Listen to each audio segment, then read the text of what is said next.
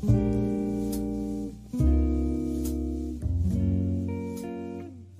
don't really have a specific question, more like my intention is to up here to play with you, to maybe bring this conversation to where it's never been.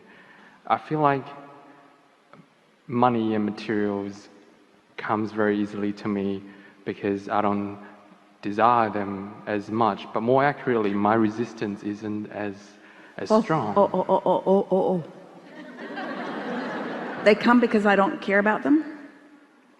Well, they sort of just drop off the sky, but I mean, they don't. But to an outside person looking at my life, when I said, so you're saying you don't worry about it? Would you say you just expect it to be that way?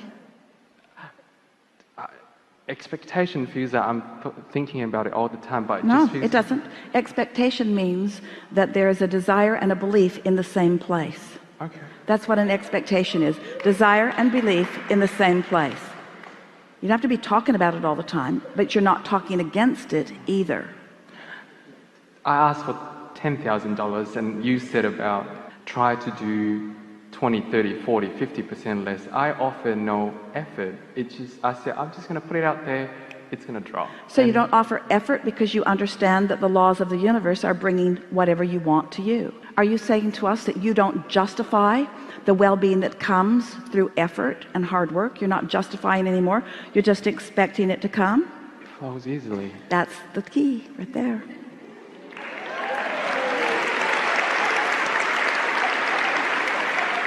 So how do you come to expect something that hasn't manifested?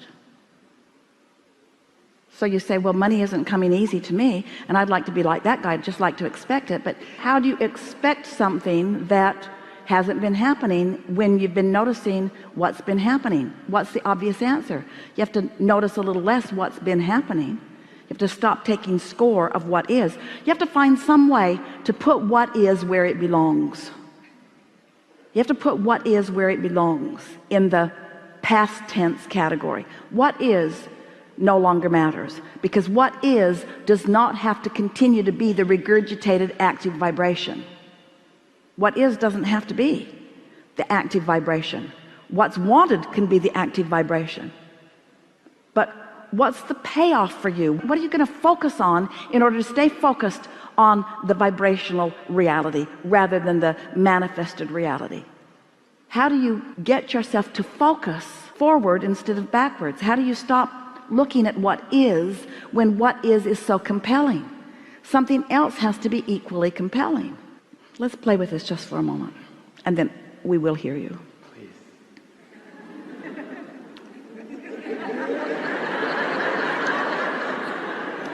Do you enjoy a feeling of clarity? Do you? Do you like to feel so clear in your mind that you know exactly what you're doing?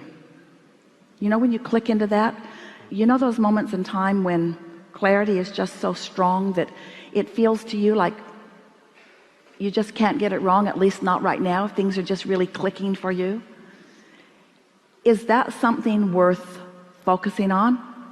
And is it a condition or is it an unconditioned? We know these words sound awkward to you, but we're wanting to somehow cajole you into not facing reality anymore.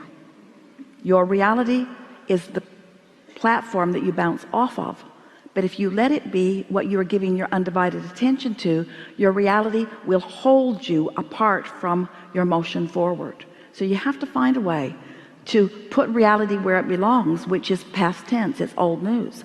What's already manifested isn't where the sweet spot it is, isn't where the action is, it isn't where the energy is, it isn't where the fun is, it isn't where the leading edge is, it isn't where the new ideas are. It's the hatching of the new idea, it's the experience of the new rendezvous, it's the turning the vibration into a thought, it's the receiving of the thought, it's the conscious awareness that you've received a thought, it's the emotional feeling of worthiness that the thought has come, and the emotional feeling of positive expectation that that's going to amount to something. And every single thing you want, no matter what it is, material object, state of being, lover in your bed, pile of money, doesn't matter what it is, every single thing you want is because you believe you will feel better in the having of it. So if we can get you to just for 2 days, just for 2 days, say, what's the feeling that I'm reaching for? What's the feeling? So what did you come to talk to us about? It's sort of like a recalibration of step 5, embracing contrast with unconditional love. It feels like it's easier with material, but when it comes to people, when I put so much effort and care into someone, I would kind of like to keep them around a little bit, but then it just seems to flow in and out. But when I don't care about material, I couldn't care. When they come in, they go, I just let them go. But when it comes to people... well, people are the trickiest thing of all, because they've got their own opinions about what they should be doing with their lives. It's just really annoying that they don't line up to serve you in the way they need to. And some of it is because they want different things than you want from them, and some of it is because they are not in control of their own vibration yet. But people are really tricky. What you are best to do relative to people is just find a way of feeling good about what you're flowing to them, because if you are evaluating the conditions that they are flowing to you, you have no control of that. That's a cycle that you will never work your way out of. So when you said embracing the contrast, it kind of felt like embracing the part when I'm aware that I'm being a conditional lover, which means I understand that I want to be unconditional, but trying to stop the train sometimes it just adds momentum to the train. Now I want to embrace that contrast by go, oh well, I'm just going to let it crash. Let us put just one little idea in this mix that is available to you all the time, but you haven't been receiving it. Oh, please. So we're just going to speak it to you in a see it, hear it, smell it, taste it, touch it way. We're going to put it in your ear so that you can contemplate it. But I'm ready. what if there's something that you want that's in your vortex, like the mastery of creation? What if there's something in your vortex that causes you to call someone to you who misbehaves? Ooh. I hear you. What if in them not jumping through the conditional hoops, wouldn't it be easy if everyone would just behave, and all you'd have to do is just observe their really good behavior and you could feel good all the time? Yeah. But you do not do anyone else a good service, and they certainly do not do you a good service when they work hard to keep you happy, because what they're doing is manipulating conditions, which is not sustainable. You found that out 9 days after you got married. It's not sustainable. But if someone has the audacity to not conditionally try to please you, so that you have to discover how to hook up with something that does please you apart from them, now you can, in a short period of time, master what true alignment is.